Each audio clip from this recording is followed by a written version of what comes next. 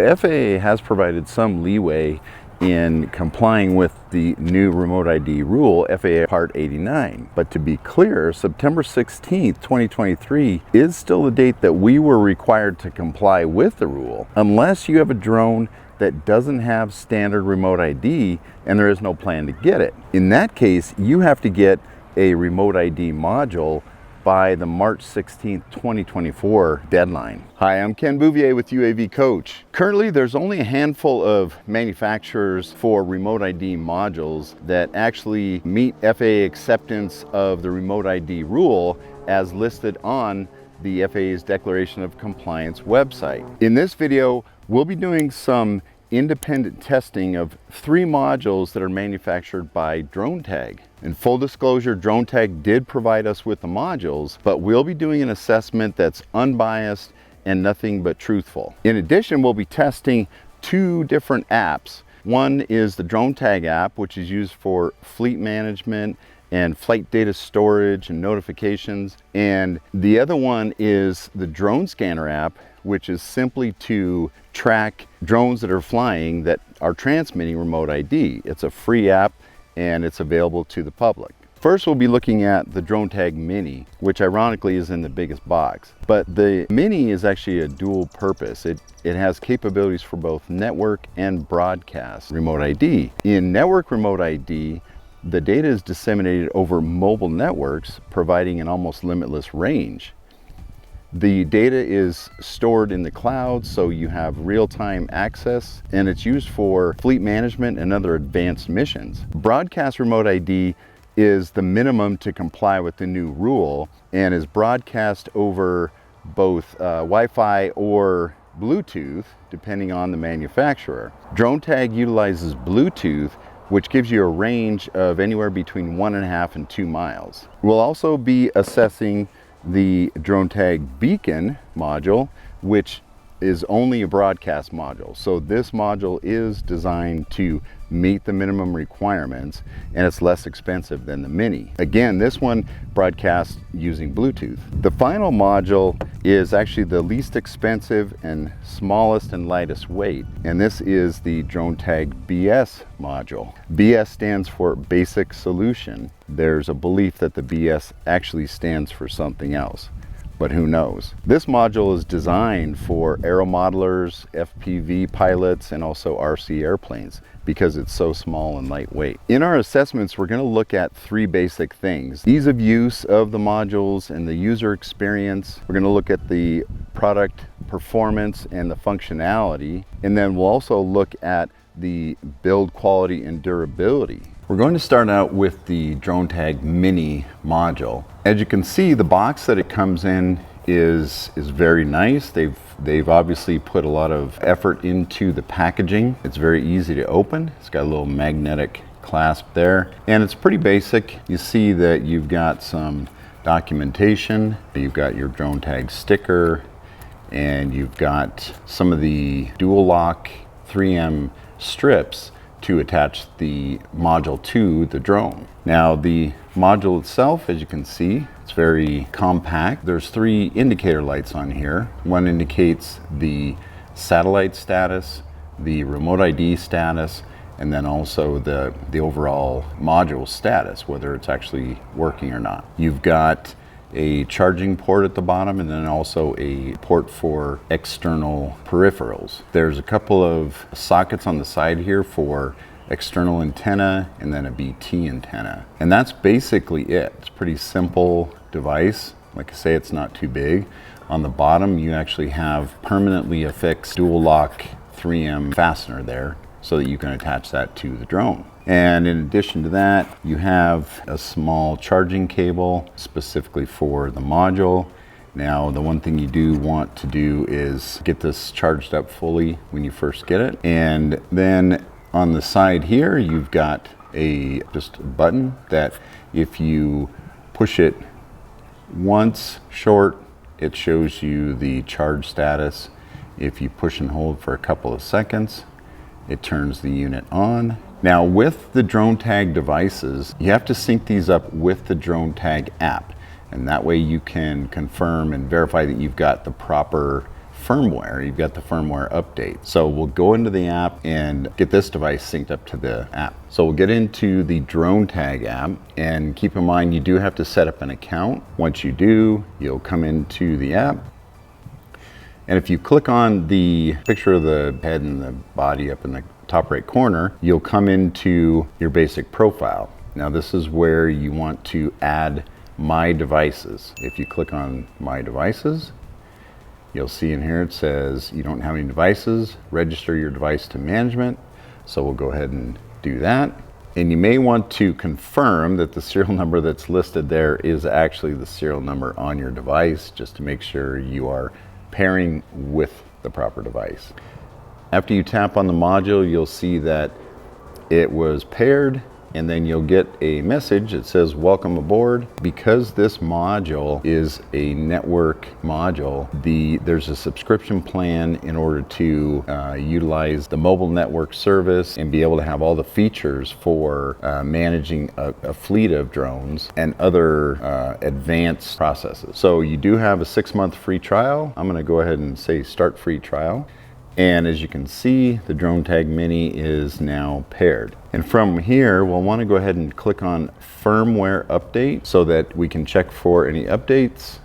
It does show that the current version is 3.03 and latest is 3.11. So now we'll want to download an update, and this will take a short time. Okay, so we're all updated up to the current version, which is 3.1.1. In addition, within the Dronetag app, you can add your drone by either selecting custom or by selecting a list of manufacturers like DJI. Then you select your applicable drone and just hit enter. Next, we're going to take a look at the Dronetag Beacon remote ID module.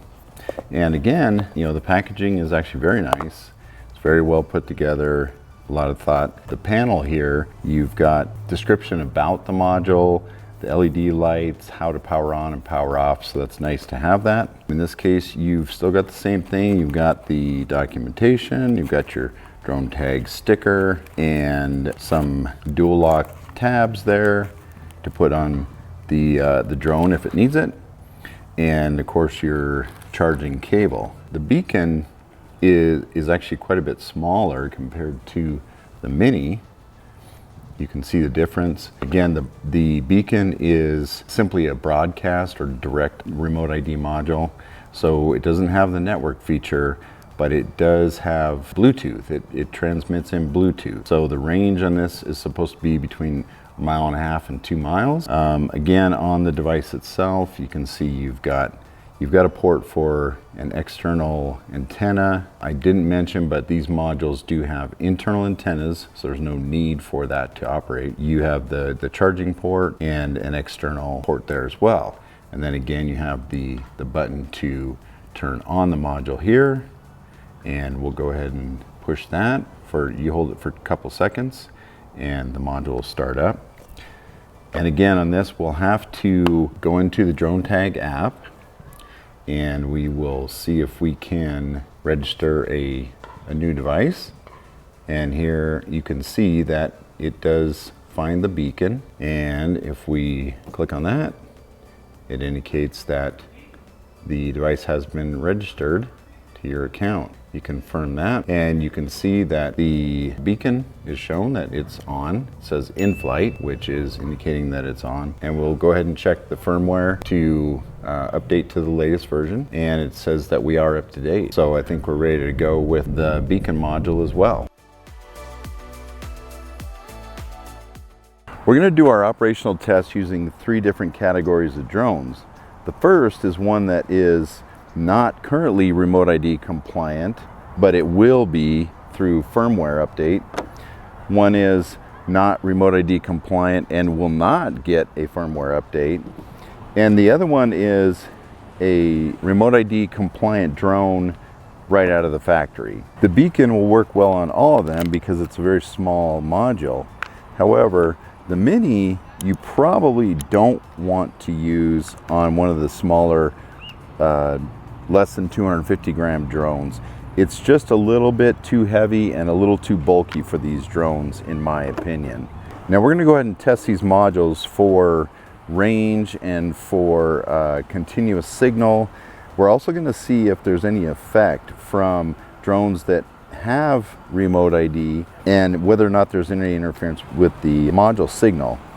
The Mavic Pro Platinum does not have remote ID, so there should be no problem, but we'll test both Autel and DJI to see if there's any interference with these modules in the signal. For this test, we're going to use the Autel Nano Plus drone and the Beacon broadcast module. And I will say that the signal was received by the drone scanner app almost immediately. We flew the drone up to about 100 feet and then flew out away from us until the signal stopped, basically, or the app wouldn't find it anymore. The app ended up seeing the signal out to about 360 feet on this particular case. However, the maximum we were able to retrieve, the signal, was about 784 feet away. The signal was keeping up almost in real time, but not quite. There was a little bit of a gap and a little bit of lapse in the time between the drone movement and the signal being received on the app. But it did get better as we got back closer to the home point. Now we're going to use the Mavic Pro Platinum drone with the Dronetag Mini remote ID module. In this example, we're going to use the Dronetag app because the Mini module, as I mentioned, is a full-featured module that uses both network remote ID as well as broadcast remote ID. So the signals operate through the mobile networks, and therefore you should get much more accurate information in real time. We were able to test this module using just the Bluetooth broadcast signal, and in that example we were able to see the drone, see the signal out to approximately 560 feet. Now, because this module is a network module using the mobile network, the distance is almost endless. We ran an example here where I used visual observers and flew the drone about a mile away, about over 5,000 feet away. And as you can see in this example, the signal was in real time, and you could see this all the way across for that entire mile. Even after the drone landed, we were able to see where it was on the map without any problem at all. The Dronetag BS module has several components to it. The module itself, you have an optional LiPo battery so that you don't have to connect it to the drone. This is the battery charger. You've got a small piece of heat shrink that you're put over the module after you install the wire antennas. There's also tube antennas that you can get as well. To start with, we want to charge the battery. So to do that, we start with by plugging in the battery to the charger, and then you simply connect a USB-C connector, and you see that it does have an LED light indicating the status of the battery. The BS module also requires that you install the two wire antennas or tube antennas. On the module itself, you can see it says BT for Bluetooth and GNSS for GPS or satellite. So basically, just want to be careful and very gently plug these antennas in, and you should hear a click. So that's the Bluetooth, and then the satellite antenna. Again, you want to be careful, and you hear the click, and there you go. Now this module also can come with an enclosure that helps protect it, as well as the heat shrink tube that you can put on there. For right now, I'm just going to put it into the enclosure. You'll see there's a couple of slots on this end, and you just slide the antennas through, and then you want to align the circuit board in the small slot in the enclosure, and then you just slide it in. You push this all the way in, and then with the LiPo battery, you can also slide that in here as well, and then it's completely contained. Okay, once the battery is charged and you have the module with the antennas installed, I went ahead and put on the dual lock, 3M dual lock strip on the bottom to attach it to the drone or the airplane, whatever we're going to use. And then we take the battery and just kind of slide it in here. You want to have the wires on that side so that this cover at the end can be installed with the slot so that the wires can go through there. And get that in there, and carefully slide the wires through the slot, push the cover up, and then there's a small screw that you'll screw in here. Then you just plug the connector into the connector on the module, and then you should be able to see the LED through there. Next, we'll go into the Dronetag app, and we will look for the device. We'll do a register new, and there we see the BS module, and we now have it registered. It shows active. From here, what you want to do is you always want to update the assisted GNSS. Here it says never updated, so we want to update now. This improves the satellite signal for the module. You always want to do this before every time you fly. And it shows that we have a good Bluetooth signal between good and excellent, and we have a good satellite signal with 11 satellites. To test the Dronetag BS module, I was able to convince my neighbor Bruce to use his E-Flight Turbo Timber Evolution RC airplane. We installed the module on top of the fuselage, centered along the wings. I asked him just to fly his airplane around our neighborhood and around the open space behind us so that I could use the drone scanner app and follow along with the airplane's flight.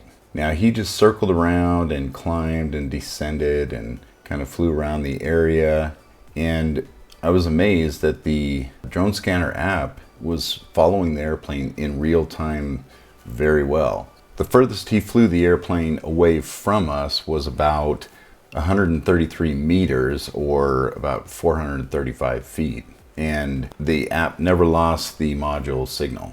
Dronetag has 3 great modules that are FAA accepted if you have a drone that's over 250 grams and it doesn't have standard remote ID. The BS module is the smallest and the least expensive at about $125 US when you include the enclosure, the LiPo battery, and the charger. It's ideal for smaller UAVs and RC airplanes because it's so lightweight. It uses Bluetooth, and the Bluetooth works very well in our tests, and the battery lasts up to about 4.5 hours. The Dronetag Beacon module runs about $220, and it's also very compact. It works well with the smaller drones under 250 grams, and it's a little simpler to use than the BS module because there are no external antennas needed, there's no plug-in batteries, and it's just a very robust module. It's easy to use, easy to put on. It has a great form factor, but for some reason, the signal doesn't reach very far. Now, for most drone pilots that I know, that's not a big deal, and actually they might prefer that the signal not reach that far. This module is FAA accepted, so if you use this, install it on your drone, regardless if the signal reaches very far or not, you are in compliance with the remote ID rule. The Dronetag Mini module is about $329 at the time this video was made. It's actually too large for use on a DJI Mini or an Autel Nano drone, in my opinion. It affects the way the smaller drones fly because of the size and the weight compared to the drone. It works just fine on some of the larger drones like the Mavic Pro Platinum, the DJI Air 2S or the Air 3, but frankly the Mini module is not really targeted toward the average drone pilot. It's more set up for organizations and the future of unmanned flight because of the network capability through mobile networks. Future programs like U-Space in Europe and unmanned traffic management in the United States will require something like the network remote ID that this module provides. So this really is set up for those types of uses. When it's all said and done, Dronetag has made some very good modules for various applications. They're all very robust, they're easy to use, and they work very well. That said, they're still a little too expensive in my mind. Hopefully that'll change over time, because remote ID was something that was basically forced on the average drone pilot, and to have to pay this much money to comply with these rules is just hard to palate. Hopefully this video has been helpful to you in deciding about remote ID modules and the Dronetag in specific, and hopefully it'll help you make the decision you need to make before March 16th, 2024 for your drones that aren't currently remote ID capable. Don't forget to like and subscribe to the UAV Coach channel. And from all of us here at UAV Coach, we wish you blue skies and safe flying, and we'll see you next time.